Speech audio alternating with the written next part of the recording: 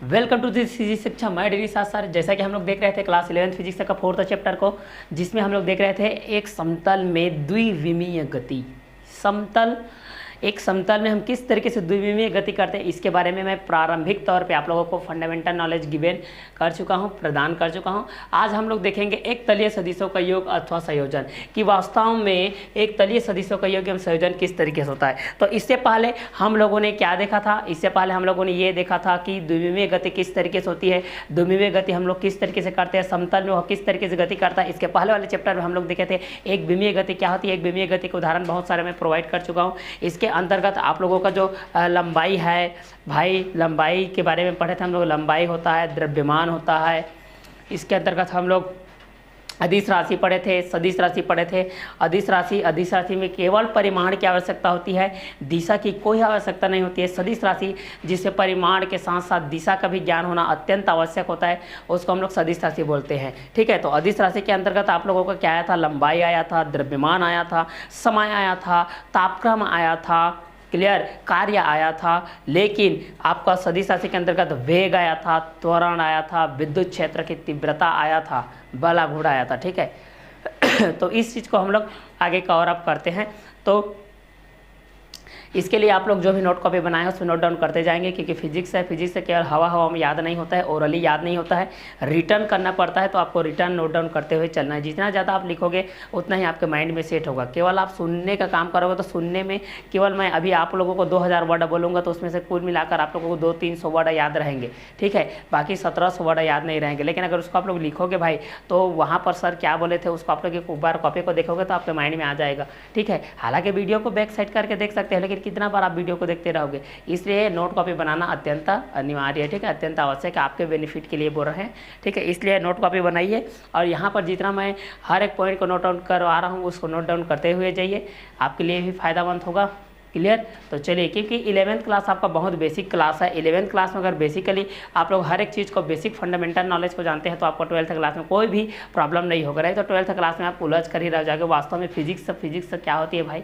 केवल भौतिक अवस्था के बारे में पढ़ रहे हैं, ये भौतिक क्या है इस तरीके से कभी डच का वैज्ञानिक आ जाता है, कभी पेरिस का वैज्ञानिक आ जाता है, कभी फ्रांस का वैज्ञानिक आ जाता है, ये क्या सिस्टम चल रहा है, ऐसा आपको कुछ भी समझ में नहीं आएगा। इसलिए नोट डाउन करते हुए चलिए, एकदम सिंपल वे पे चलिए, नॉर्मल वे पे रखिए।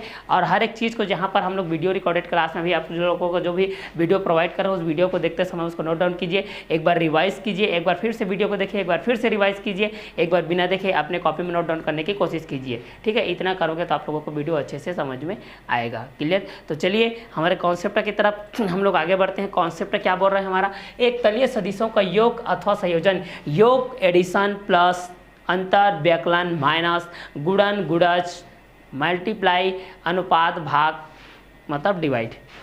चलिए, तो यहाँ पर देखते हैं, मान लेते हैं कि कोई दो सदिश है भाई। मानने का ही काम किया जाता है यहाँ पर। माना कि कोई दो सदिश है आपका, माना कि कोई दो सदिश है, माना कि कोई दो सदिश माना कि कोई दो सदिश ए व बी है, ए व बी है, तब हम एक तलीय तब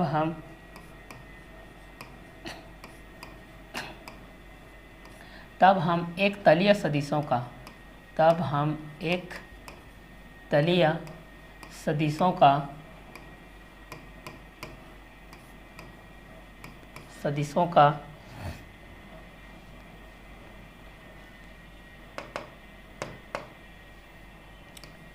तलीय सदिशों का योग करते हैं, सदिशों का योग करते हैं अथवा संयोजन करते हैं। तो जो माना कि कोई दो सदिश ए व बी है, तब हम एक तलीय सदिशों का योग करते हैं।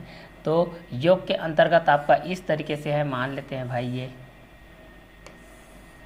एक तलीय के लिए ओ है, ये आपका ए है, ये आपका बी है, ये आपका ए है, ये आपका बी है, ये आपका आर है, ये भी आपका ए है, ये आपका बी है। ठीक है,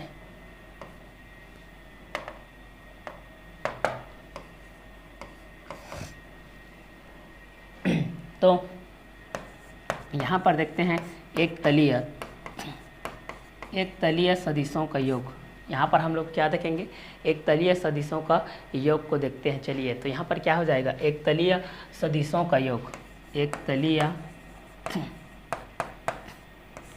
सदिशों का योग, एक तलीय सदिशों के योग के अंतर्गत आपका क्या आ जाएगा, यहाँ पर अगर देखा जाए तो एक तलीय सदिशों के योग के अंतर्गत आपका ये आ जाएगा। जैसे यहाँ पर हम लोग ओ ए इक्वल टू कितना है भाई, आपका ए है, और o b a B equal to कितना है आपका बी। तब यहाँ पर हम लोग ओ बी इक्वल टू करते हैं, ठीक है, ओ बी इक्वल टू यहाँ पर करते हैं, ये भी आपका बी हो जाएगा यार, ओ बी हो जाएगा।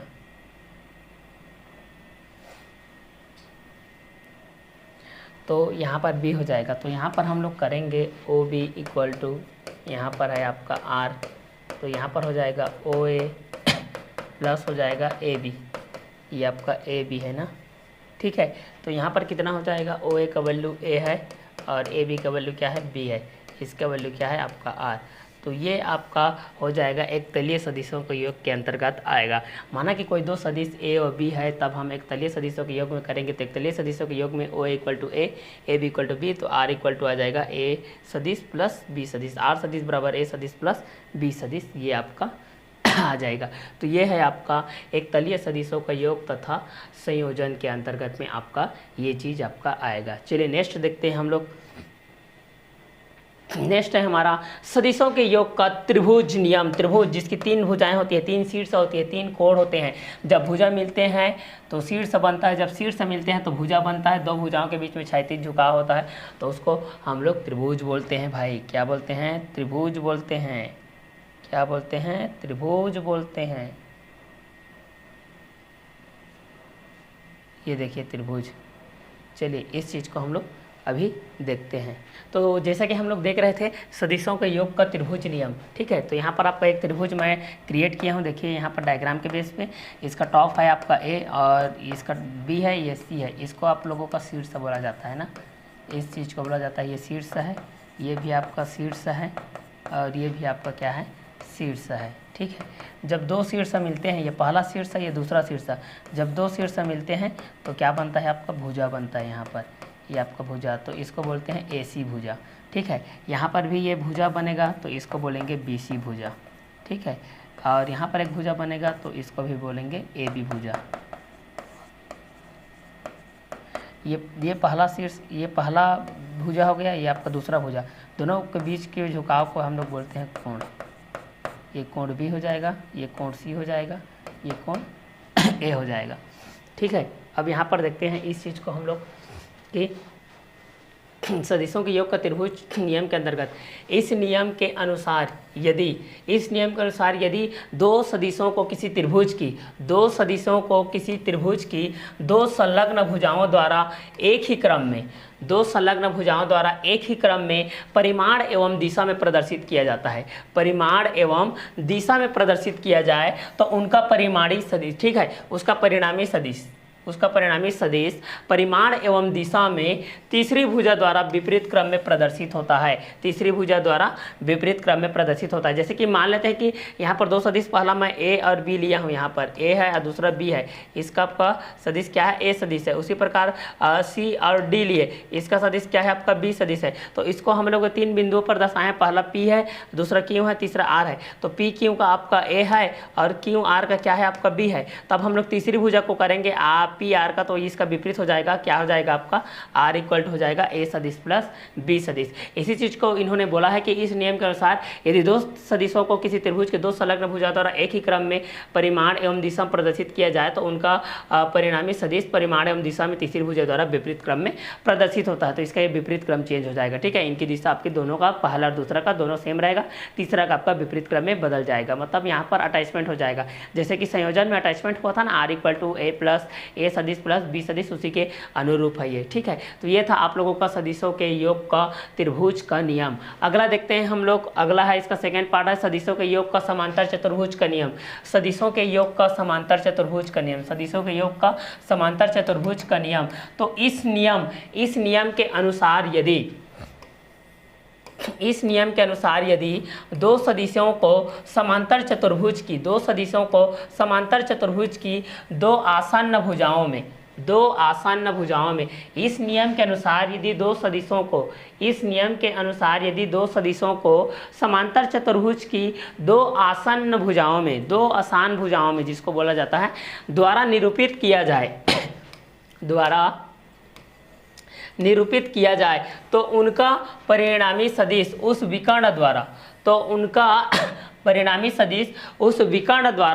परिमाण एवं दिशा में प्रदर्शित होता है। देखो यहाँ पर परिमाण एवं किस पर प्रदर्शित होता है, दिशा में प्रदर्शित होता है, जो उनके कटान बिंदु से होकर के क्या होता है, जाता है। तो इसको हम लोग बोलते हैं सदिशों के योग का समांतर चतुर्भुज का नियम। तो इस नियम के अनुसार यदि दो सदिश को समांतर में जोड़ते हैं हम लोग, देखो पहला सदिश यहाँ पर इस तरीके से है, जैसे यहाँ पर हम लोग लिए थे ना, जैसे कि यहाँ पर एक चीज़ लिए हैं, जैसे यहाँ से ओ से मैं ए ले लिया तो इसका ए हो गया, यहाँ पर बी लिया तो यहाँ पर आपका बी हो गया। अब इस चीज़ को यहाँ इसके बीच में जो क्षैतिज झुका है उसको हम लोग कोण बोलते हैं, तो ये थीटा कोण हो गया। अब यहाँ से इसको मैं समांतर चतुर्भुज के रूप में ले रहा हूँ ना, जिसकी दोनों भुजाएं क्या होती है, संलग्न होती है, ठीक है। तो ये आपके समांतर भुजाएं के अंतर्गत आ गया। ये देखो इस तरीके से, तो यहाँ पर ये ओ हो जाएगा, ये आपका बी हो जाएगा, ये आपका ए हो जाएगा, ये आपका आर हो जाएगा। तो यहाँ पर ये हो जाएगा ए और ये हो जाएगा आपका बी, ये भी बी हो जाएगा, ये तो आपका आर डी हो जाएगा। तो आर इक्वल टू कितना हो जाएगा, ये आपका ए प्लस बी हो जाएगा। चूँकि यहाँ पर हम लोग देखेंगे, पहला देखेंगे ओ ए का वैल्यू कितना है, देखिए ओ ए का वैल्यू ए सदिश है, उसी प्रकार ए आर का कितना हो जाएगा, बी सदिश हो जाएगा। उसी प्रकार ओ बी सदिश का वैल्यू कितना है आपका, बी है, और उसी प्रकार बी आर का कितना हो जाएगा, बी आर का आपका ए हो जाएगा, ठीक है। तो यहाँ पर हम लोग ओ आर निकालेंगे, देखिए यहाँ पर ओ आर जब हम लोग निकाल रहे हैं तो ओ आर बराबर क्या हो जाएगा, यहाँ पर ओ से आर पहुँचने के लिए हमको क्या करना पड़ेगा, ओ से ए के पास आना पड़ेगा। तो ओ ए हो गया, प्लस ए से किसके पास जाना पड़ेगा, आर के पास, तो ए आर हो गया ये। तो ओ आर का वैल्यू होता है आपका आर, और ओ ए का वैल्यू है, ओ ए का वैल्यू कितना है आपका ए सदिश, और ए आर का वैल्यू है आपका बी सदिश। तो देखिए आर इक्वल टू कितना आ गया, ए प्लस बी सदिश। अगर उल्टा करके देखोगे यहाँ से ओ आर बराबर, यहाँ से मैं उल्टा करके देख रहा हूँ, ओ आर बराबर देखिए, तो यहाँ से भी जोड़ोगे तो उतना ही आएगा, ओ बी प्लस आ जाएगा बी आर, तो कितना आ जाएगा, o r equal to o B equal to b हो जाएगा, और बी आर इक्वल टू हो जाएगा आपका ए। इसको क्रम को चेंज करेंगे तो ये हो जाएगा ए सदिश प्लस बी सदिश, ठीक है, ये आ जाएगा। तो यही है आपके सदिशों के योग का समांतर चतुर्भुज का नियम। योग मीन्स मतलब प्लस होता है, एडिशन होता है, तो यहाँ पर आपका प्लस हो गया। चलिए, तो ये था सदिशों के योग का समांतर चतुर्भुज का नियम के अंतर्गत। नेक्स्ट है परिणामी सदिश का परिमाण एवं दिशा। तो मान लेते हैं कि दो सदिश है आपके, माना कि दो सदिश ए व बी है, जिनका परिमाण r है,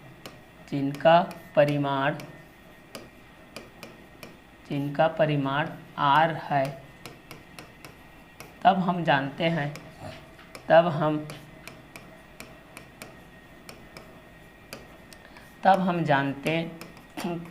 कि r इक्वल टू होता है under root A square plus B square plus 2ab cos theta, ये होता है, ठीक है। और जब हम लोग दिशा के लिए एंगल मूवमेंट करवाते हैं तो टेन अल्फ़ा इक्वल टू होता है टेन बी साइन थीटा होता है आपका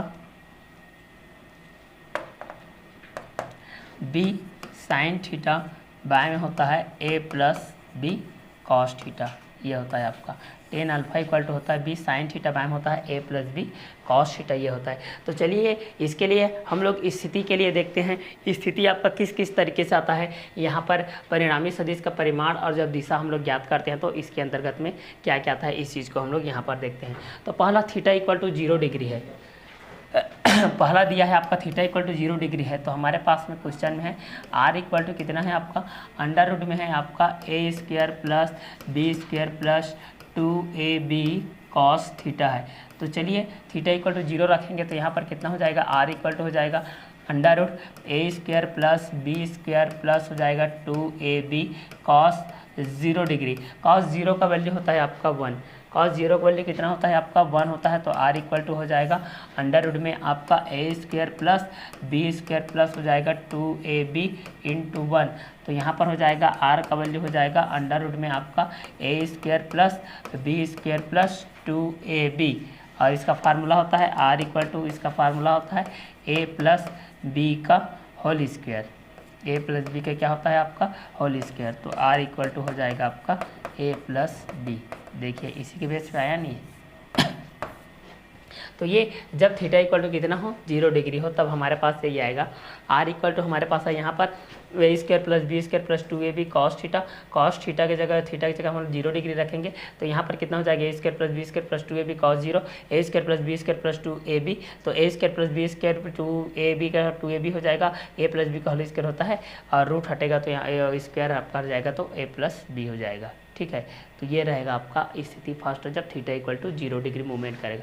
चलिए सेकेंड देखते हैं जब theta equal to 90 degree movement करता है तब। ठीक है क्योंकि आर इक्वल टू होता है आपका under root A square plus B square plus 2ab cos theta. तो यहाँ आर इक्वल टू हो जाएगा अंडर रूट में हो जाएगा A square plus B square plus 2ab cos 90 degree हो जाएगा। ठीक है तो यहाँ पर r इक्वल टू हो जाएगा यहाँ पर A square plus B square plus 2ab into 0 हो जाएगा। तब r का वैल्यू हो जाएगा अंडर रूट में ए स्क्वायर प्लस बी स्क्वायर हो जाएगा। क्लियर। तो यहाँ पर r का वैल्यू हो जाएगा आपका A square plus B square. इस तरीके से आपका ये यहाँ पर आ जाएगा। कब की स्थिति में जब थीटा इक्वल टू कितना डिग्री हो आपका 90 डिग्री हो। क्लियर। चलिए एक और स्थिति होता है इसका, इस स्थिति को देखते हैं। एक और स्थिति होता है आपका जब थीटा इक्वल टू होता है आपका 180 डिग्री। तीसरा स्थिति होता है इसका जब थीटा इक्वल टू 180 डिग्री होता है तब की स्थिति में आपका क्या आता है इस चीज़ को यहाँ पर देखते हैं। चलिए तो थीटा इक्वल टू 180 डिग्री में क्या आ जाएगा आर इक्वल टू आपका हो जाएगा अंडर रूट में हो जाएगा आपका A square plus B square plus 2ab cos theta हो जाएगा कॉस थीटा। तो r इक्वल टू हो जाएगा अंडर रूट में आपका A square plus B square plus 2ab यहाँ पर हो जाएगा -1 कॉस थीटा का वैल्यू आपका 180 रखेंगे 180 -1 होता है। तो r इक्वल टू हो जाएगा आपका A square plus B square minus हो जाएगा 2ab। इसका सूत्र होता है भाई आपका a माइनस बी का होल स्क्वायर। तो r का वैल्यू आ जाएगा a माइनस बी। ठीक है तो इस स्थिति में ये अंतर के रूप में ये आ रहा है। ठीक है a माइनस बी के रूप में। चलिए तो ये हो गया आपका थर्ड स्थिति। चलिए आगे देखते हैं। इसके बेस पे हम लोग नेक्स्ट है हमारा सदिशों के योग का बहुभुज नियम। सदिशों का योग का बहुभुज नियम। तो इसके अंतर्गत हम लोग देखते हैं सदिशों के योग के बहुभुज नियम के अंतर्गत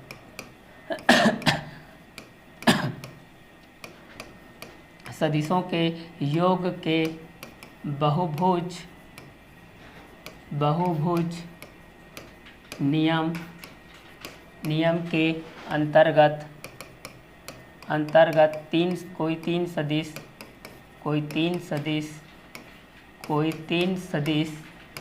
कोई तीन सदिश आपका है ए सदिश बी सदिश सी सदिश तथा चौथे इकाई का सदिश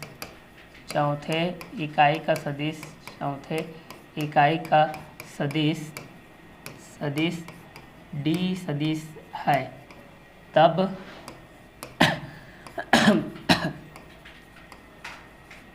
बहुभुज योग के नियम से योग के नियम से हम जानते हैं,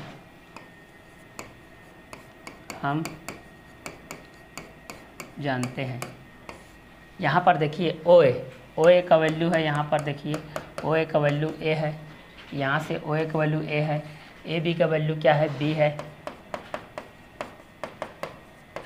उसी प्रकार बी सी का वैल्यू क्या है, सी है, और सी डी का वैल्यू क्या है आपका, डी है। ठीक है, तो पहला हम लोग निकालते हैं ओ बी के लिए, तो ओ बी बराबर हो जाएगा ओ ए प्लस ए बी बराबर कितना हो जाएगा, ये आपका ए प्लस बी, ये समीकरण नंबर 1 हो जाएगा। दूसरा हम लोग निकालते हैं ओ सी निकालेंगे तो क्या हो जाएगा, ओ ए प्लस ए बी प्लस हो जाएगा आपका बी सी। ठीक है, ओ सी निकालेंगे तो पहला ओ ए जाएगा, फिर ओ ए बी जाएगा, फिर बी सी जाएगा। इसका ओ ए का वैल्यू ए है भाई, प्लस इसका वैल्यू बी है, इसका वैल्यू सी है। इसलिए देखिए इसका वैल्यू ए बी आया तो यहाँ पर ए बी है ओ बी की जगह में, और यहाँ पर ओ सी की जगह में है देखिए ए प्लस बी प्लस सी यहाँ पर है। ठीक है, उसी प्रकार हम लोग ओ डी निकालते हैं। ओ डी निकालेंगे तो क्या हो जाएगा, O C plus C D direct कर लो, ओ सी प्लस सी डी हो जाएगा। ओ सी का वैल्यू कितना है आपका, ए प्लस बी प्लस सी, और सी डी का वैल्यू कितना है आपका, डी, तो ये हो जाएगा ओ डी का वैल्यू। ये आपका 2 हो जाएगा, ये आपका 3 हो जाएगा। तो ये है आपका सदिशों के योग के बहुभुज का नियम। जब दो या दो से ज़्यादा सदिशों, 3 या 3 से 4 सदिशों, तो ये है आपका सदिशों के योग बहुभुज के नियम के अंतर्गत में ये diagram O A equal to A B equal to B C equal to C D equal to D. Clear, तो O B equal to A plus B हो गया, ओ सी बराबर A plus B plus C हो गया, O D बराबर A plus B plus C plus D हो गया। Clear, तो चलिए नेक्स्ट देखते हैं। नेक्स्ट है हमारा सदिशों के योग का क्रम विनिमय नियम। क्रम विनिमय नियम मतलब क्रम विनिमय के अंतर्गत हम लोग कोई ऐसा अवयव लेते हैं जिसका क्रम को चेंज करने पर उसके मान में कोई परिवर्तन नहीं आता है, तो उसको हम लोग क्रम विनिमय नियम कहते हैं। जैसे क्रम विनिमय नियम के अंतर्गत मैं 2 धन 4 कर दिया बराबर, यहाँ पर मैं 4 धन 2 लिखूँगा, फिर भी इसके मान में कोई अंतर नहीं, यहाँ भी 6 आएगा, यहाँ भी 6 आएगा, तो ऐसे को हम लोग बोलते हैं क्रम विनिमय नियम बोलते हैं। ठीक है, तो हम लोग सदिशों के योग के अंतर्गत इस चीज़ को देखेंगे, तो चलिए देखते हैं इसको। सदिशों के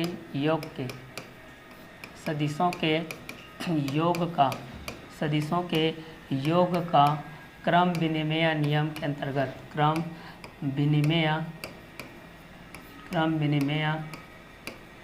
नियम। तो जैसा कि हम लोग देख रहे थे सदिशों के योग का क्रम विनिमय नियम। ठीक है, तो सदिशों के योग के क्रम विनिमय के अंतर्गत सदिशों के योग का क्रम विनिमय नियम के अंतर्गत हम लोग देखते हैं। तो मान लेते हैं माना कि ए व बी 2 सदिश हैं, 2 सदिश हैं, तब ओ ए इक्वल टू ए सदिश है और ए सी इक्वल टू बी सदिश है और ओ बी इक्वल टू भी बी सदिश है और बी सी इक्वल टू भी आपका ए सदिश है। तब यहाँ पर इसका हम लोग क्रम को चेंज करते हैं। पहला लेते हैं ओ सी बराबर हम लोग लेते हैं, तो ओ से सी के पास जाना पड़ेगा, यहाँ से इस ओ से सी के पास जाना पड़ेगा, तो ओ ए आएगा फिर ए सी आएगा, तो यहाँ पर हो जाएगा आपका ओ ए प्लस ए सी। ओ ए का वैल्यू कितना है ए सी का वैल्यू कितना है बी। चलिए क्वेश्चन नंबर फर्स्ट। दूसरा एक और ओ सी करते हैं, तब ये हो जाएगा ओ बी प्लस हो जाएगा बी सी, तब ये कितना हो जाएगा बी प्लस ए। देखिए इसके क्रम में चेंज हो रहा है, समीकरण 1 व 2 से देखिए, समीकरण 1 व 2 से इसके क्रम में चेंज हो रहा है। ए प्लस बी है तो बी प्लस ए, लेकिन उसके मान में कोई परिवर्तन नहीं आ रहा है ना, ओ सी आ रहा है। यही क्रम विनिमय नियम है, यही सदिशों के योग का, यही सदिशों के योग का क्रम विनिमय नियम है। यही सदिशों के योग के आपका क्रम विनिमय नियम है। चलिए नेक्स्ट देखते हैं हम लोग। नेक्स्ट है हमारा सदिशों के योग का सहचार्य नियम। ठीक है, जैसे कि छोटे क्लास में आप लोग 6, 7, 8 में जो भी पढ़ते थे, क्रम विनिमय नियम, सहचार्य नियम, योज्य तत्समक नियम, योज्य प्रतिलोम नियम, गुणन तत्समक नियम, वही वाला है। ठीक है, बस इसमें हमको सदिश को क्या करना है, अटैच करना है। तो चलिए सदिशों के योग का सहचार्य नियम को हम लोग देखते हैं यहाँ पर कि सदिशों के योग का सहचार्य नियम आपका किस तरीके से होगा, इस चीज़ को हम लोग देखते हैं। तो सदिशों के योग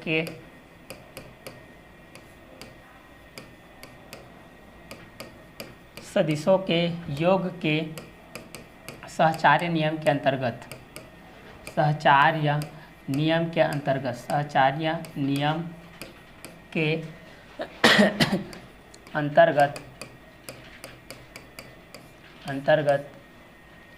माना कि कोई तीन सदिश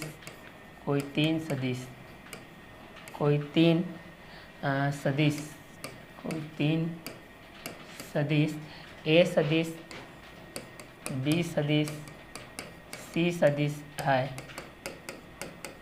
तब ओ ए इक्वल टू ए रहेगा और ए बी इक्वल टू है आपका बी और बी सी इक्वल टू है आपका सी। जब इसके अंतर्गत हम लोग देखते हैं तो सर्वप्रथम हम लोग निकालते हैं ओ बी निकालते हैं भाई, पहला ओ बी निकालते हैं। तो ओ बी निकालने के लिए हमको जाना पड़ेगा ओ ए के पास, फिर ए भाई साहब जाएगा बी के पास। तो यहाँ पर हो जाएगा ए और यहाँ पर हो जाएगा b, a plus b, o B equal to. ठीक है, इसको मान लेते हैं समीकरण नंबर 1। चलिए अब हम लोग जाते हैं ए सी के पास। ठीक है, अब दूसरा जाते हैं हम लोग किसके पास, ए सी के पास। ए सी के पास जाएंगे तो ये जाएगा भाई ए बी के पास, फिर ये जाएगा बी सी के पास। तो ए सी बराबर हो जाएगा, ये आपका बी हो जाएगा, ये हो जाएगा आपका सी। इसको मान लेते हैं हम लोग समीकरण नंबर 2। ठीक है, अब हम लोग चलते हैं ओ सी के पास। ओ सी के पास जाते हैं तो ये पहला हो जाएगा ओ ए प्लस ए बी प्लस हो जाएगा बी सी। तो ये हो जाएगा ए प्लस बी, इन दोनों ब्रैकेट कर लेते हैं और ये हो जाएगा आपका सी। ठीक है, अब इसको मैं ऐसा भी तो लिख सकता हूँ, ए को बाहर करके प्लस करके बी प्लस सी। ये आपका समीकरण नंबर 3। यही आपका सहचार्य नियम है।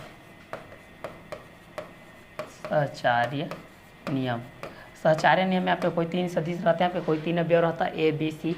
ये तो अब इसको लिखना चाहोगे तो ऐसा लिख सकते हैं, ए को बाहर कर दो बी प्लस सी लिख लो, या बी को बाहर कर दो यहाँ पर लिख लो ए प्लस सी लिख लो, या सी को बाहर कर दो यहाँ पर लिख लो ए प्लस बी लिख लो। ठीक है, ये आपके सहचार्य ही नियम है। ठीक है, तो ये है आप लोगों का सदिशों के योग का सहचार्य नियम। सदिशों के योग का क्या है आपका सहचार्य नियम, जिसमें हम लोग ओ ए इक्वल टू ए रखे हैं और A B equal to B रखे हैं, B C equal to C रखे हैं।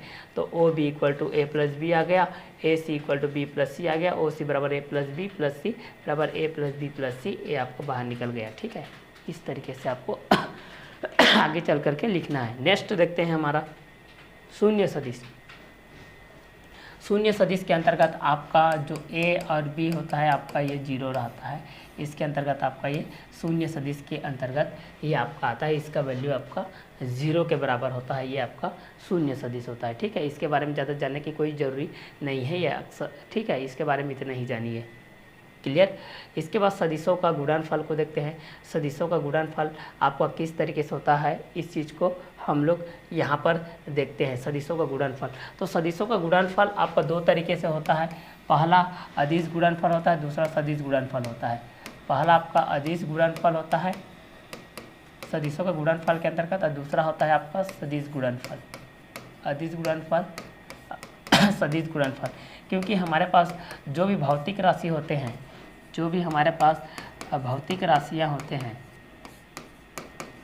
जो भी हमारे पास भौतिक राशियाँ होते हैं उसमें से आपका अदिश राशि भी होती है, अदिश राशि भी होती है, और सदिश राशि भी होती है। इस कारण से हम लोग अदिश गुणनफल पढ़ेंगे और सदिश गुणनफल पढ़ेंगे, ठीक है। तो ये आपका सदिशों के गुणनफल के अंतर्गत आता है। क्लियर? तो चलिए आगे देखते हैं हम लोग सदिशों का अदिश गुणनफल। तो पहला देखते हैं हम लोग सदिशों का अदिश गुणनफल। तो ये है आप लोगों का सदिशों का अदिश गुणनफल, ठीक है। तो मान लेते हैं माना कि ए और बी दो सदिश हैं, ए और बी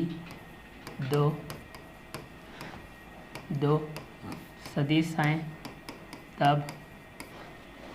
तब यहाँ पर इस तरीके से हो जाएगा। इनका ज्यामितीय कर देते हैं, ओ हो जाएगा भाई, इसको बी कर देते हैं, इसको ए कर देते हैं, ये आपका ए हो जाएगा, ये आपका बी हो जाएगा। तो चूँकि सदिशों का अदिश गुणनफल देखते हैं तो ए सदिश इंटू बी सदिश बराबर होता है, सदिश आता है मतलब थीटा आता है, तो ए बी क्या आ जाता है आपका कॉस थीटा।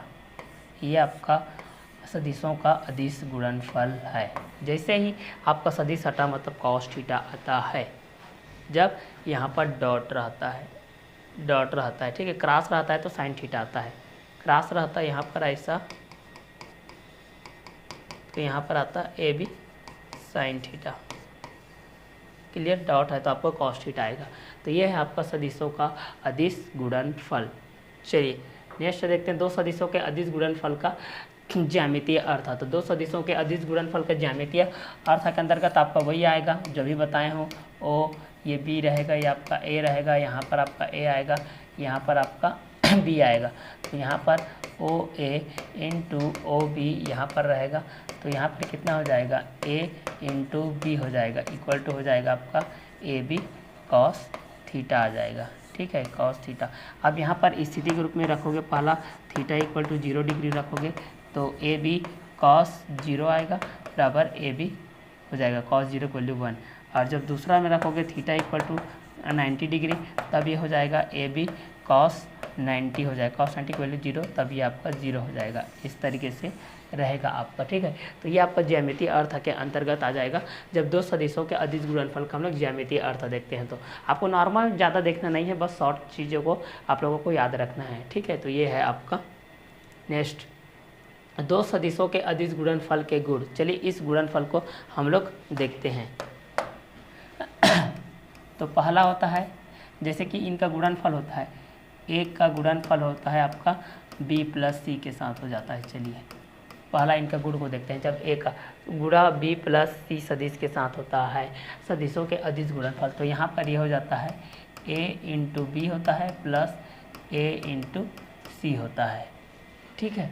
दूसरा चीज़, जब ये अगर ऐसा रहेगा आपका a और मान लेते हैं कि यहाँ पर आपका इंटू है b माइनस सी है, तब भी इसका इसी तरीके से हो जाएगा, a इंटू बी हो जाएगा माइनस a इंटू क्या हो जाएगा c हो जाएगा। ये आपका दूसरा गुण है। तीसरा गुण के अंतर्गत आपका ये आता है, जब i का गुणा हम लोग i के साथ करते हैं तो 1 आता है, j का मल्टीप्लाई j के साथ करते हैं तो फिर भी 1 आता है, और k का मल्टीप्लाई k के साथ करते हैं तो फिर भी 1 आता है। लेकिन चौथा i into J equal to J होता है, j into K equal to भी 0 होता है, और k into I equal to भी क्या होता है 0, ठीक है। पाँचवा में हम लोग देखते हैं, पाँचवा में हम लोग जब a का a के साथ गुणा होता है, जब a का a के साथ गुणा होता है तो a स्क्वायर होता है, आपका फिफ्थ चीज़ है, ठीक है। सिक्स चीज़ के अंतर्गत देखते हैं कि मान लेते हैं कि a का वैल्यू होता है आपका A I x plus B J Y plus C Z के, इस तरीके से है आपका। और b का वैल्यू है यहाँ पर आपका, b के लिए हम लोग b i x plus b, ठीक है, a I x b i x, तो यहाँ पर हो जाएगा आपका ए आई एक्स बी हो गया, ये आपका ए, और ए जे वाई हो गया, ए जे वाई ये हो गया आपका ए जेड के।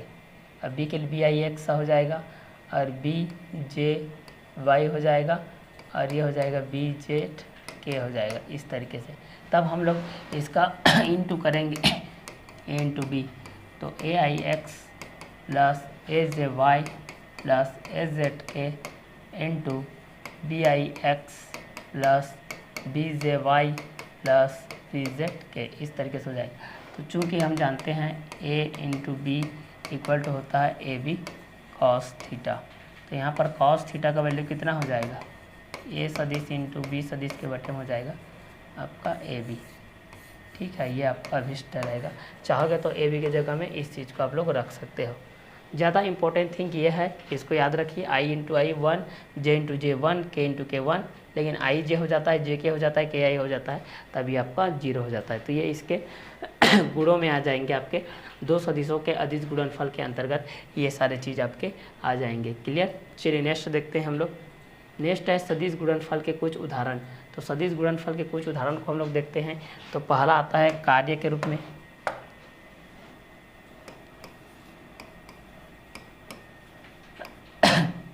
दूसरा है फ्लक्स के रूप में,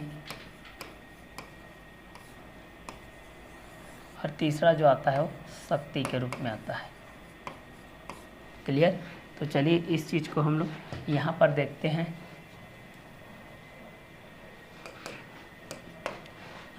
तो जो सदिश गुणनफल का कुछ उदाहरण है, तो जब भी हम लोग वर्ग का कार्य की गणना करते हैं और किसकी फ्लक्स शक्ति और शक्ति की गणना करते हैं, ठीक है, तो सदिश गुणनफल का उपयोग सदिश गुणनफल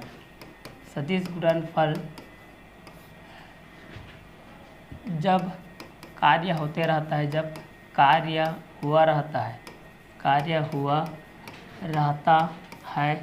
या होते रहता है, तब इसमें सदिशों के गुणनफल का अंतर्गत ये आपका आता है। दूसरा, जब फ्लक्स की बात करते हैं हम लोग, विद्युत फ्लक्स की बात करते हैं, कोई फ्लक्स के लिए, तो इसका भी हो जाता है, फ्लक्स के अंतर्गत भी आता है, फ्लक्स भी सदिश गुणनफल के अंतर्गत आता है।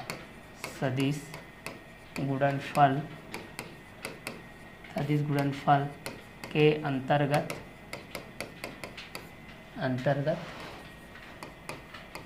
आता है। इसके बाद शक्ति, आप कितना शक्ति लगाए, कितना आपका शक्ति क्षीण हुआ, इसके लिए भी आपका शक्ति भी आपका सदिश गुणनफल का उदाहरण है। सदिश गुणनफल के अंतर्गत है। ये बेसिकली इसका हेडिंग को याद रखिए, उतना ये खास नहीं, ठीक है, हेडिंग को याद रखते जाइए, क्योंकि हमको हेडिंग को ही ज़्यादा लेकर के चलना है। चलिए अगला है हमारा दो सदिशों का सदिश गुणनफल। ये देखिए, दो सदिशों का सदिश गुणनफल, उसमें क्या था, दो सदिशों का अदिश गुणनफल। अदिश गुणनफल आया था, मतलब ए इंटू बी बराबर ए बी कॉस थीटा आया था। अब दो सदिशों का सदिश गुणनफल आएगा, तो सदिश आएगा तब आपका क्या आएगा, इस चीज़ को हम लोग यहाँ पर देखते हैं। जब सदिश रहता है तो आपका क्या आता है, इस चीज़ को हम लोग देखते हैं। तो यहाँ पर हो जाएगा, जब दो सदिशों का सदिश गुणनफल होता है, तब यहाँ पर होता है आपका ए क्रॉस बी इक्वल टू होता है ए बी साइन थीटा, यहाँ पर एन इस तरीके से रहता है, ठीक है, क्रॉस रहता है तो साइन थीटा आता है। दो सदिशों का सदिश गुणनफल के अंतर्गत आपका ए और जब ये बी रहता है, इनके बीच में आपका क्रॉस ए इंटू बी इस तरीके से होता है, तो ये आपका ए बी साइन थीटा होता है। क्लियर। तो ये है आप लोगों का दो सदिशों का सदिश गुणनफल। क्लियर। जब दो सदिशों का सदिश करते हैं तो इंटू रहता है, तब आपका कॉस थीटा रहता है। क्लियर। नेक्स्ट देखते हैं, दो सदिशों के सदिश गुणनफल का ज्यामितीय अर्थ देखते हैं, ठीक है। तो ज्यामितीय अर्थ के अंतर्गत इसकी कौन सी चीज़ आती है, इस चीज़ को हम लोग यहाँ पर कवर अप करते हैं। तो यहाँ पर होता है दो सदिशों के सदिश गुणनफल का ज्यामितीय अर्थ। तो चलिए इसका ज्यामितीय अर्थ को देखते हैं।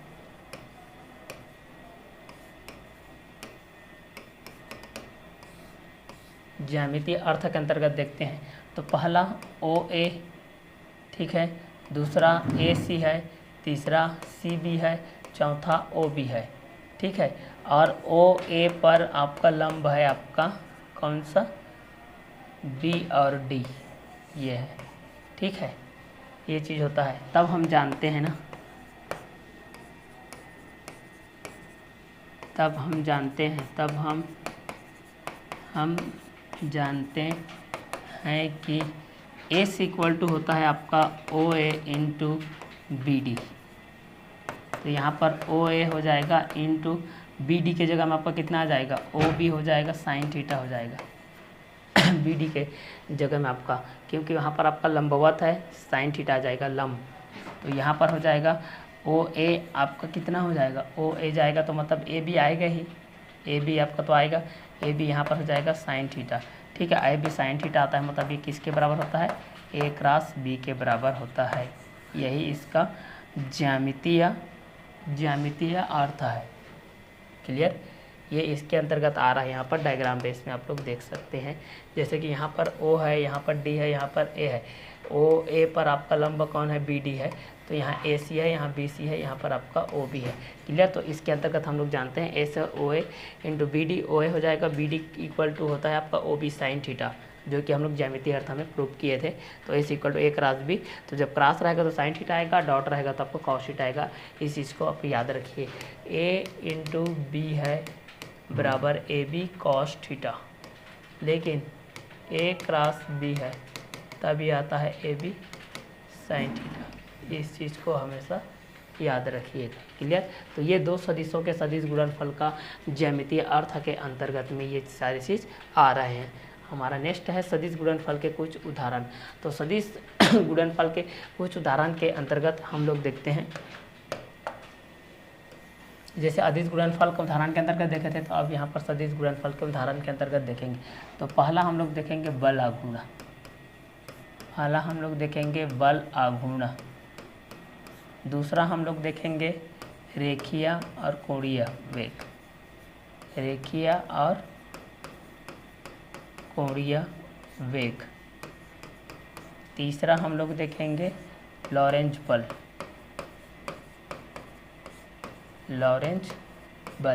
तो ये आपका बल आघूर्ण जो होता है, जिसको हम लोग टाउ के द्वारा प्रदर्शित करते हैं, टाउ टाउ इक्वल टू होता है आर इंटू एफ।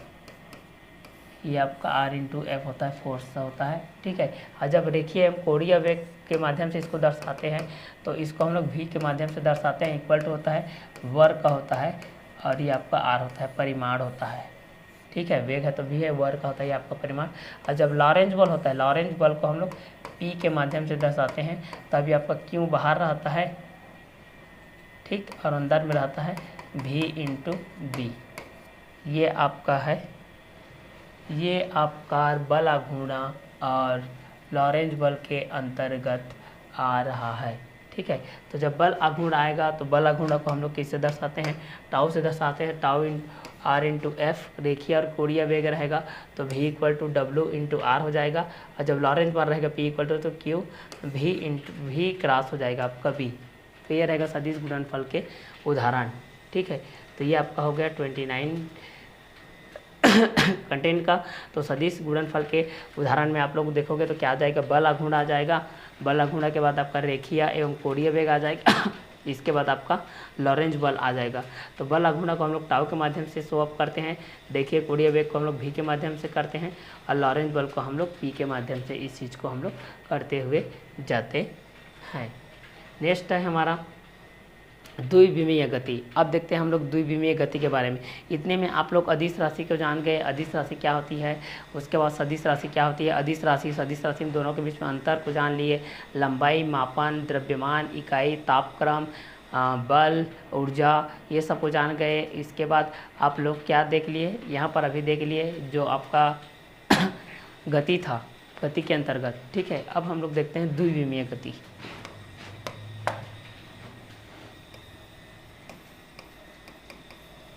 अब है हमारा द्विविमीय गति। जब कोई वस्तु किसी समतल में गति करती है, जब कोई वस्तु किसी समतल में गति करती है, क्योंकि हमारे चैप्टर का नाम ही है समतल में गति, द्विविमीय गति, एक रेखा एक समतल में गति। ठीक है तो यहाँ पर हो जाएगा जब कोई वस्तु किसी समतल में गति करती है, जब कोई वस्तु किसी समतल में गति करती है, समतल में गति करती है, अर्थात उसकी स्वतंत्रता की कोटि 2 होती है। उसकी स्वतंत्रता की कोटि कितनी होती है, 2 होती है। उसकी कोटि कितनी होती है, 2 होती है। इसलिए तो द्विविमीय, 3 होती है तो त्रिविमीय बोलते हैं। तो इसकी इस गति को हम लोग बोलते हैं द्विविमीय गति। क्या गति बोलते हैं भाई? द्विविमीय गति बोलते हैं। तो जब कोई वस्तु किसी समतल में गति करती है जिसकी कोटि 2 होती है, उसको हम लोग बोलते हैं द्विविमीय गति। क्या गति बोलते हैं? द्विविमीय गति। तो ये हो गया आपका द्विविमीय गति। चलिए इसके अंतर्गत में क्या क्या चीज़ आते हैं इसको हम लोग कवर अप करते हैं। तो पहला आता है एक समान वेग से द्विविमीय गति। पहला चीज़ आपका आता है एक समान वेग से द्विविमीय गति। मतलब जब वेग आपका एक समान रहेगा तब की स्थिति में आपका जो द्विविमीय गति है वो किस तरीके से चलने लगेगा, वो किस तरीके से आएगा, इस चीज़ को हम लोग यहाँ पर देखेंगे। क्लियर? कि जो आपका एक समान वेग है उसमें आपका द्विविमीय गति किस तरीके से रहेगा, दोनों साइड से आपकी जो गति होगी वो आपकी द्विविमीय गति होगी। क्लियर? तो एक समान वेग है, यहाँ पर इस चीज़ को हम लोग देखते जाते हैं। तो पहला बोल रहा है कि एक समान वेग से द्विविमीय गति। एक समान वेग से द्विविमीय गति।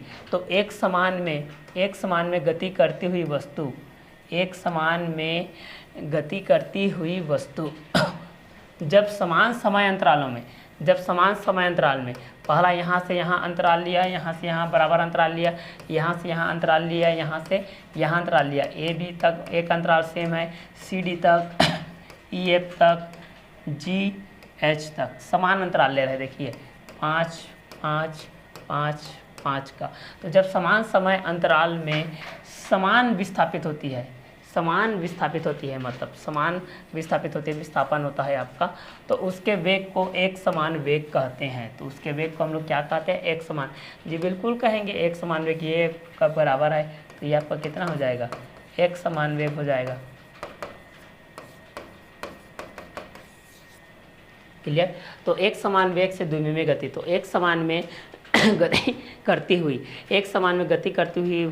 वस्तु जब समान समय अंतराल में समान रूप से विस्थापित होती है तो उसकी जो गति का वेग रहेगा उसको हम लोग एक समान वेग कहेंगे। ठीक है? तो एक समान में गति करती हुई वस्तु जब समान समय अंतराल में समान विस्थापित होती है तो उसके वेग को हम लोग एक समान वेग कहते हैं। तो चलिए ये था आप लोगों का एक समान वेग से द्विविमीय गति। चलिए नेक्स्ट को हम लोग कवर अप करते हैं, एक समान त्वरण से द्विविमीय गति। अब एक समान वेग से देख लिए, अब देखते हैं एक समान त्वरण से।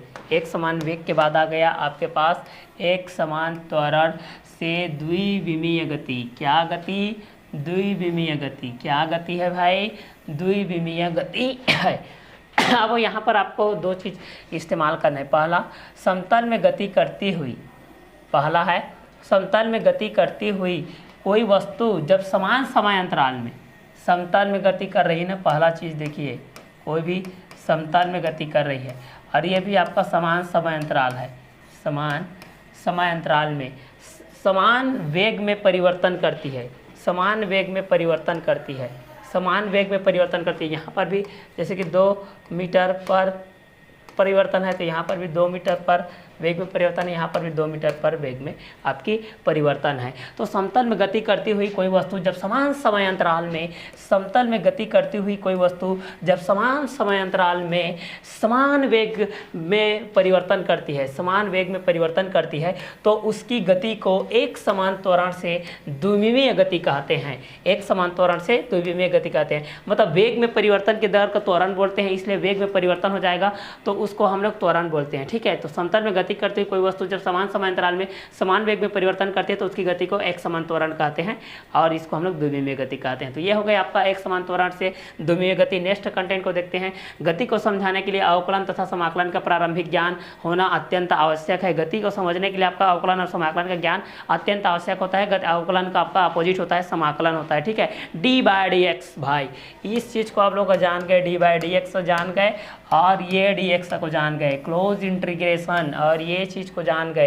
ये हमारे अवकलन भाई साहब, ये हमारे अवकलन भाई साहब हैं, ये हमारे समाकलन भाई साहब हैं, समाकलन। ठीक है? समाकलन, समा अव, बस ये दो चीज़ को आप लोग याद रखिए। पूरा चैप्टर आपका सॉल्व है, फिजिक्स मैथ्स पूरा क्लियर है। ठीक है? तो चलिए देखते हैं गति को समझाने के लिए अवकलन तथा समाकलन का प्रारंभिक ज्ञान को। नेक्स्ट कंटेंट हमारा अवकलन के उपयोग। अवकलन का उपयोग, पहला वेग की गणना के लिए हम लोग अवकलन का उपयोग करते हैं। पहला वेग की गणना के लिए अवकलन का उपयोग करते हैं। v = कितना होता है? d/dx हो जाता है। ठीक है? ये आपका v के लिए हम लोग करते हैं वेग की गणना के लिए हम लोग करते हैं, वेग की गणना के लिए अवकलन का उपयोग करते हैं, वेग की गणना के लिए हम लोग अवकलन का उपयोग करते हैं। तो v इक्वल टू कितना हो जाएगा, d/dx हो जाएगा। त्वरण की गणना के लिए करेंगे, त्वरण की गणना के लिए हम लोग करेंगे तो कितना हो जाएगा, d/dx इस तरीके से हो जाएगा। त्वरण की एक्सेलरेशन, त्वरण की गणना के लिए भी हम लोग अवकलन का उपयोग करते हैं। तो पहला किसके लिए करते हैं, पहला वेग की गणना के लिए करते हैं। थ्योरिकल चीज में मत जाइए, केवल आप लोग इस डेरिवेशन के बेस पे जाइए, v इक्वल टू d/dx। और त्वरण की गणना के लिए हम लोग करेंगे a इक्वल टू d/dx। इस तरीके से ये सभी x के सापेक्ष यहाँ पर अवकलन हो रहा है। तो ये है आपका अवकलन का उपयोग। वेग प्रवणता की दर ज्ञात करने के लिए, वेग प्रवणता की गणना करने के लिए हम लोग करेंगे, मतलब dv के लिए करेंगे, वेग प्रवणता की दर ज्ञात करने के लिए करेंगे तो d बाय हम लोग dx इस तरीके से करेंगे। तो ये आपके वेग प्रवणता की दर के लिए भी करेंगे, ठीक है। वेग प्रवणता ये आपका आता है, विभव प्रवणता आता है, वेग प्रवणता आता है, ये सब आता है। तो तीसरा चीज़ हम लोग वेग प्रवणता की गणना के लिए भी अवकलन का उपयोग करते हैं। तो पहला वेग के लिए, दूसरा त्वरण के लिए, तीसरा वेग प्रवणता की दर के लिए करते हैं। चौथा अब समाकलन के उपयोग, समाकलन के उपयोग गति के समीकरणों के व्युत्पत्ति के लिए।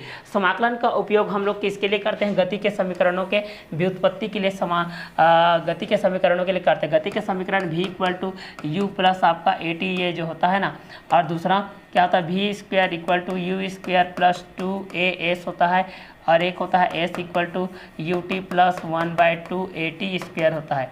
ये आपका प्रथम होता है, ये आपका द्वितीय होता है, ये आपका तृतीय होता है। गति के 3 समीकरण होते हैं भाई साहब। तो गति के समीकरणों के व्युत्पत्ति के लिए हम लोग क्लोज इंटीग्रेशन, हम लोग को समाकलन इंटीग्रेशन का यूज करते हैं। तो गति के समीकरणों के व्युत्पत्ति करने के लिए, उनके व्यंजक का निर्माण करने के लिए हम लोग समाकलन का उपयोग को करते हैं।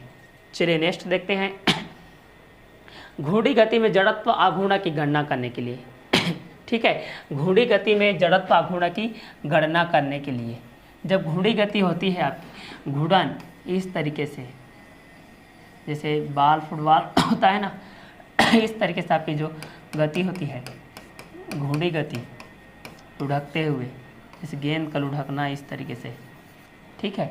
तो घूर्णी गति में भी जड़त्व आघूर्ण के लिए हम लोग समाकलन का उपयोग करते हैं, समाकलन का यूज करते हैं हम लोग, ठीक है। उसके बाद गुरुत्वीय गति की गणना में हम लोग जब भी गुरुत्वीय गति की गणना करते हैं g के लिए, तो फिर भी हम लोग समाकलन क्लोज इंटीग्रेशन का यूज करते हैं वहाँ पर गुरुत्वीय त्वरण करने के लिए, ठीक है। क्योंकि बहुत सूक्ष्म से सूक्ष्म के लिए हम लोग अवकलन का यूज करते हैं, विस्तारित रूप से करने के लिए हम लोग समाकलन का यूज करते हैं। तो पहला घूर्णी गति में भी जड़त्व आघूर्ण के लिए, गति के नियम के समीकरणों की व्युत्पत्ति के लिए और गुरुत्वीय गति की गणना के लिए हम लोग किसका उपयोग करते हैं, समाकलन के उपयोग करते हैं। चलिए आगे देखते हैं हम लोग। आगे हमारा प्रक्षेप्य गति, प्रोजेक्टिव मोशन, जब किसी वस्तु को किसी प्रारंभिक वेग से ऊर्ध्वाधर दिशा से, जब किसी वस्तु को किसी प्रारंभिक वेग से ना, जब किसी वस्तु को प्रारंभिक वेग से, आई रिपीट, जब किसी वस्तु को किसी प्रारंभिक वेग से, प्रारंभिक वेग से जब किसी वस्तु को, पॉइंट आउट करते जाइए, कोई भी वस्तु है भाई, उसका कोई भी आपका प्रारंभिक वेग है, कोई भी आपका प्रारंभिक आपका वेग है, कोई भी वस्तु है उसका प्रारंभिक वेग से ऊर्ध्वाधर दिशा से भिन्न, ऊर्ध्वाधर दिशा से भिन्न, कहाँ से भिन्न, ऊर्ध्वाधर दिशा से भिन्न अन्य दिशा में फेंका जाता है, ऊर्ध्वाधर दिशा से अन्य दिशा में फेंका जाता है, ठीक है। जब कोई वस्तु है, ये मान लेते हैं कि वस्तु है कि किसी प्रारंभिक वेग से ऊर्ध्वाधर दिशा में, ऊर्ध्वाधर इस दिशा से अन्य किसी इस तरीके से अन्य दिशा, या यहाँ, ठीक है, अन्य दिशा है, ये आपका अन्य दिशा, ये भी आपका अन्य दिशा के अंतर्गत आ जाएगा। तो वह वस्तु ऊर्ध्वाधर तल में गति करती हुई, तो वह वस्तु ऊर्ध्वाधर तल में गति करती हुई इस तरीके से, ऊर्ध्वाधर गति, वह वस्तु ऊर्ध्वाधर तल में गति करती हुई पृथ्वी पर किसी अन्य स्थान पर, पृथ्वी पर किसी अन्य स्थान पर गिरती है। जी बिल्कुल गिरेगी। आप दूसरे साइड में फेंकोगे भाई तो दूसरा साइड में ही तो जाएगा। गेंद को आप बोल रहे हैं कि भाई मैं सामने फेंक रहा हूँ, सामने में बच्चा वेट कर रहा है भाई, आप दूसरे साइड फेंक रहे हैं तो दूसरे धरती तल पे तो गिरेगा ना, ठीक है। अब यहाँ है, मैं यहाँ फेंकने के बजाय यहाँ फेंक दे रहा हूँ, यहाँ फेंकने के बजाय यहाँ फेंक दे रहा हूँ, यहाँ फेंकने के बजाय पीछे के साइड फेंक दे रहा हूँ। क्लियर। तो उसी चीज़ को तो बोल रहा है, जब किसी वस्तु को किसी प्रारंभिक वेग से, जब किसी वस्तु को उसके प्रारंभिक वेग जितना वेग है, आप जितने से फेंकना चाह रहे हो, जितना वेग है उसका कोई दिक्कत नहीं, कोई जल्दबाजी नहीं करना है, कोई स्पीड में नहीं फेंकना है। जब किसी वस्तु को किसी प्रारंभिक वेग से ऊर्ध्वाधर दिशा में भिन्न किसी अन्य दिशा में फेंका जाता है, तो वह वस्तु ऊर्ध्वाधर तल में गति करती हुई पृथ्वी पर किसी अन्य स्थान पर गिरती है, तो वस्तु के इस गति को हम लोग बोलते हैं प्रक्षेप्य गति। क्या गति बोलते हैं? प्रक्षेप्य गति। तो जब किसी वस्तु को किसी प्रारंभिक वेग से ऊर्ध्वाधर दिशा से भिन्न किसी अन्य दिशा में फेंका जाता है, तो वह वस्तु ऊर्ध्वाधर तल में गति करती हुई पृथ्वी पर किसी अन्य स्थान पर गिरती है, तो वस्तु के इस गति को हम लोग प्रक्षेप्य गति बोलते हैं। क्या गति बोलते हैं? प्रक्षेप्य गति बोलते हैं। प्रक्षेप्य गति के बाद हम लोग यहाँ पर उड्डयन काल के बारे में भी गणना करेंगे।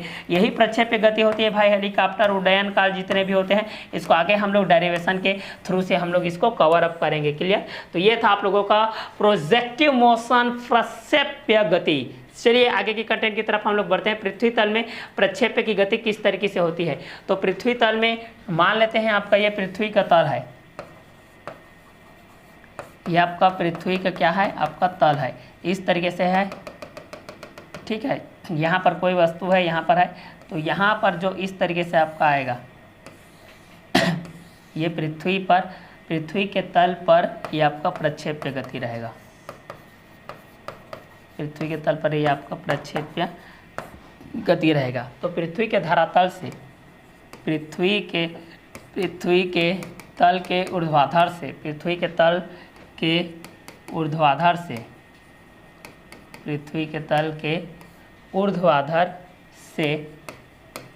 तल के ऊर्ध्वाधर से अन्य दिशा में फेंके जाने पर प्रारंभिक वेग से तो वह अन्य स्थान पर गिरता है, अन्य स्थान पर गिरता है। गिरेगा भाई। अब यहाँ बोल रहे हो, ठीक है। तो पृथ्वी के तल में ये आपकी हो गई प्रक्षेप्य गति के अंतर्गत में हो गया। ठीक है। तो ये था आपका पृथ्वी तल में प्रक्षेप्य की गति। अब देखते हैं प्रक्षेप्य पथ का उड्डयन काल। ये है आप लोगों का प्रक्षेप्य पथ का उड्डयन काल। चलिए, तो time of flight of projective उड्डयन काल, जो हेलीकॉप्टर है, ठीक है, हेलीकॉप्टर वगैरह चलते हैं, हवाई यान चलते हैं, जितने भी हवाई यान चलते हैं, ये सब इसी के अंतर्गत में आते हैं। तो प्रक्षेप्य बिंदु से अधिकतम ऊंचाई तक जाने पर पुनः उसी तल में स्थित प्रक्षेप्य बिंदु से पहला बोल रहा है प्रक्षेप्य बिंदु से अधिकतम ऊंचाई तक हाईएस्ट हाइट, ठीक है, मैक्सिमम हाइट जिसको बोलते हैं, तक जाने तथा पुनः उसी तल में स्थित अन्य बिंदु तक आने। ठीक है। प्रक्षेप्य बिंदु से अधिकतम ऊंचाई तक जाने तथा पुनः उसी तल में स्थित अन्य बिंदु तक वापस लौट कर आने में लगे समय को प्रक्षेप्य पथ का उड्डयन काल कहते हैं। काल मीन्स होता है आपका समय। तो प्रक्षेप्य बिंदु से अधिकतम ऊंचाई तक जाने तथा पुनः उसी तल में स्थित अन्य बिंदु तक लौट आने में लगे समय को हम लोग बोलते हैं प्रक्षेप्य पथ का उड्डयन काल बोलते हैं। प्रक्षेप्य पथ का उड्डयन काल हम लोग इस चीज़ को बोलते हैं। चलिए, इसके बाद है हमारे पास हॉरिजॉन्टल रेंज, क्षैतिज परास। इसके बाद क्या है आप लोगों का? क्षैतिज परास है। क्षैतिज परास को देखते हैं। अपने उड्डयन काल में प्रक्षेप्य जितनी क्षैतिज दूरी तय करती है, अपने उड्डयन काल में, क्लियर, अपने उड्डयन काल में प्रक्षेप्य जितनी क्षैतिज दूरी तय करती है, जितनी क्षैतिज दूरी, इस तरीके से ये क्षैतिज दूरी है, ये आपका ऊर्ध्वाधर दूरी है, ये आपका ऊर्ध्वाधर है भाई, ये आपका क्षैतिज है, क्षैतिज दूरी, ये आपका ऊर्ध्वाधर दूरी। क्या बोल रहा है? अपने उड्डयन काल में प्रक्षेप्य जितनी क्षैतिज दूरी तय करती है, उसे प्रक्षेप्य का हम लोग क्षैतिज परास कहते हैं। उसे प्रक्षेप्य का हम लोग क्या बोलते हैं? क्षैतिज परास कहते हैं। उसे प्रक्षेप्य का हम लोग क्या बोलते हैं? क्षैतिज परास बोलते हैं। तो यहाँ पर तीन हम लोग देखें, प्रक्षेप्य गति देख लिए, उड्डयन काल देख लिए, और क्या देख लिए? क्षैतिज परास देख लिए। ठीक है, तो ये आपका थ्योरिकल चीज़ था क्षैतिज प्रास उड्डयन काल। तो नेक्स्ट वीडियो लेक्चर में हम लोग देखेंगे प्रक्षेप्य गति के लिए आवश्यक व्यंजक और प्रक्षेप्य गति से संबंधित हम लोग उड्डयन काल के लिए व्यंजक, और इसके बाद क्षैतिज प्रास के लिए व्यंजक, वृत्तीय पथ में व्यंजक, उड्डयन काल में व्यंजक। तो आज का वीडियो लेक्चर को हम लोग यही ओवर करते हैं। नेक्स्ट वीडियो लेक्चर में देखते हैं उड्डयन काल के लिए व्यंजक। Okay, bye, have a nice day.